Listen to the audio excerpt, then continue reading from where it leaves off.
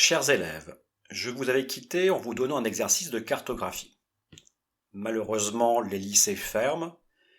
Je vous propose donc la correction de cet exercice sous la forme d'une petite vidéo. Rappelons tout d'abord les principes de l'exercice.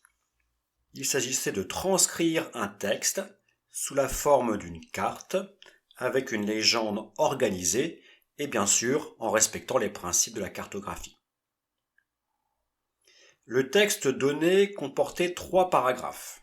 Comme il est correctement organisé, ces 3 paragraphes correspondaient à 3 idées.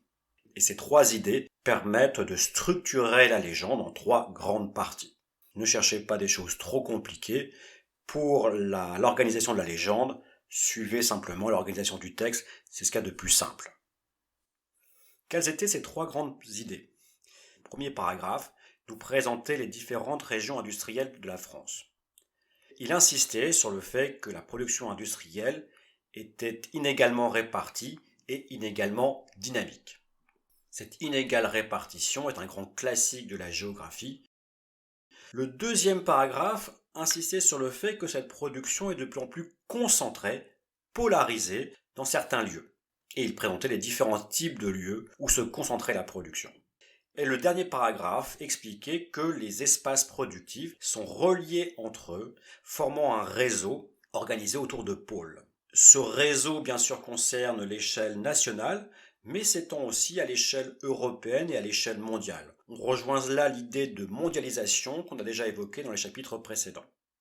Quelles étaient les différentes régions industrielles présentées dans le premier paragraphe ? Il y avait tout d'abord les anciennes régions industrielles, présentes dans le nord et l'est du pays, et qui depuis une cinquantaine d'années sont en pleine reconversion, c'est-à-dire que leurs anciennes activités industrielles disparaissent peu à peu au même moment, et sont remplacées par de nouvelles activités, avaient d'ailleurs une certaine difficulté à remplacer ces activités, ce qui fait que ce sont des régions qui ont du mal à retrouver un dynamisme. L'autre grand type de région sont les régions qui sont maintenant les principales régions industrielles parce qu'elles ont conservé du dynamisme. Où trouve-t-on ces principales régions industrielles ? Dans un grand bassin parisien qui s'étend donc sur le couloir de la basse Seine, c'est-à-dire la Seine en aval de Paris. À côté de ce grand bassin parisien, on trouve la région de Lyon et de Grenoble, prolongée par le couloir rhodanien, c'est-à-dire en fait la vallée du Rhône. Et la dernière région industrielle restée dynamique, c'est l'Alsace, grâce notamment aux relations qu'elle a avec les régions voisines, c'est-à-dire avec l'Allemagne. La dernière région qui attire de plus en plus d'entreprises, autrement dit une région qui s'industrialise de plus en plus, concernait le sud et l'ouest, un grand croissant allant de Brest en Bretagne jusqu'à Nice dans le sud-est. Comment représenter ces grandes régions industrielles ? Vous savez qu'il faut adapter les couleurs choisies en fonction de la perception de l'œil et de l'information représentée. L'information la plus importante doit être représentée par la couleur la plus visible. La couleur la plus visible pour l'œil humain, c'est le rouge. Autrement dit, il fallait représenter les principales régions industrielles, l'information la plus importante, en rouge. Puis après, dégrader la nuance en fonction des autres informations données. Les régions qui attirent de plus en plus d'entreprises, mais qui ne sont pas encore aussi importantes, utilisaient un rouge moins fort, ou même plutôt un orange, où plus les couleurs sont tranchées, ou plus la carte est lisible. Les anciennes régions industrielles, choisir une couleur qui aurait dépassé le rouge, qui aurait perdu de son énergie, de sa chaleur pour devenir une couleur froide, proche du bleu, autrement dit un rouge mélangé de bleu, ce qui donne du violet. Finalement, ces anciennes régions industrielles, en violet, on comprend tout de suite qu'elles ont été importantes, mais qu'elles ne sont plus aussi importantes aujourd'hui. Une fois qu'on a mis sur la carte ces 3 couleurs, on s'aperçoit qu'il y a un problème, car il y a beaucoup de blanc. Le blanc, c'est l'absence d'information sur une carte. On sait bien sûr que dans ces régions qui restent en blanc, il y a quelque chose. On connaît l'information. Quelle est-elle ? Qu'en fait, ces régions ne font pas partie des principales régions industrielles. Il fallait donc rajouter un 4e figuret pour représenter ces régions, indiquant qu'il s'agissait des régions peu productives. Quelle couleur utiliser? Une couleur opposée à ce rouge, une couleur peu marquée, un jaune clair. Passons maintenant au deuxième point. L'idée que la production industrielle est de plus en plus concentrée sur certains lieux. Le texte identifiait 4 types de lieux. Les complexes industriels ou portuaires, les couloirs fluviaux, bassins et axes rhodaniens, les métropoles et les technopoles.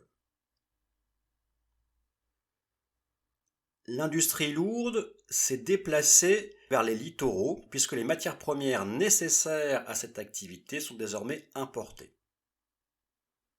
Entre les littoraux et les grandes régions industrielles du bassin parisien et de la région lyonnaise, les vallées fluviales se sont industrialisées, devenant un couloir industriel ou pour la région lyonnaise un couloir de la chimie.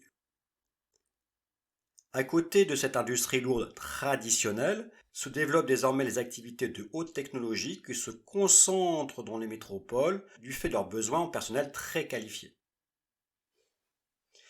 Dans ces métropoles se sont souvent créés des technopoles.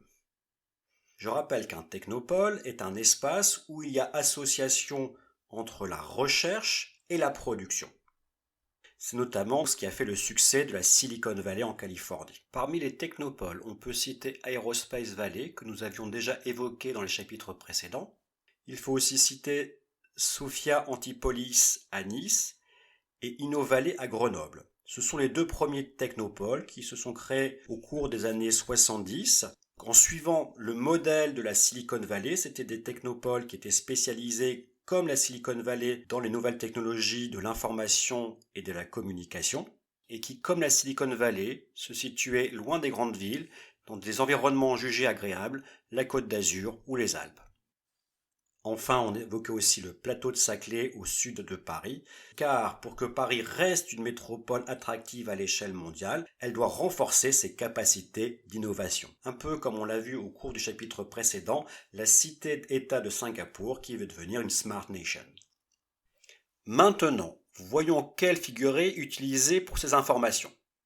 Il ne s'agissait pas d'espaces importants, donc il ne fallait surtout pas utiliser des figurés de surface.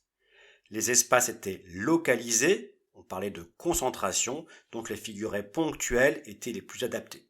Vous pouviez utiliser tout type de figurets ponctuels, carrés, ronds, cercles, triangles, peu importe. Par contre, utilisez des figurets géométriques, parce que là aussi, au plus le figuret est simple, au plus la carte sera lisible. Vous pouviez choisir des figurets de même couleur, ce qui permettait de donner une unité, et on comprenait là clairement qu'elles appartenaient à la même partie, où vous pouviez opposer les informations liées à l'ancienne industrie, l'industrie lourde, et utiliser là donc une couleur plutôt sombre, face aux informations liées aux nouvelles technologies, à la nouvelle industrie, là choisir une couleur vive.